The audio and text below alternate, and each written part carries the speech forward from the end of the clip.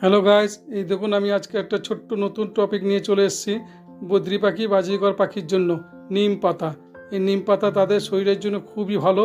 তাদের শরীরে যে জীবাণু সংক্রমণ আছে সেগুলো সব নাশ হয়ে যায়। আর পেটের মধ্যে কোনো রকম কৃমি হলে বাচ্চা বা বড় বদ্রি পাখি অনেক সময় মরে যায়। কৃমিটা সারাতে এই নিম পাতা যথেষ্ট উপকারী। আর এই নিম পাতা সুন্দরভাবে তারা খায়, সুস্থ থাকে। নিম পাতা অবশ্যই দিও তাদের।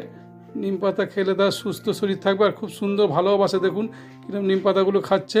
তাদের শরীরের জন্য পালক যে ছোটো ছোটো পালক পড়ে যায় ঝরে, সেটা হবে না, ঝরবেও না। আর এমনিতে পালক চট করে পড়বেও না।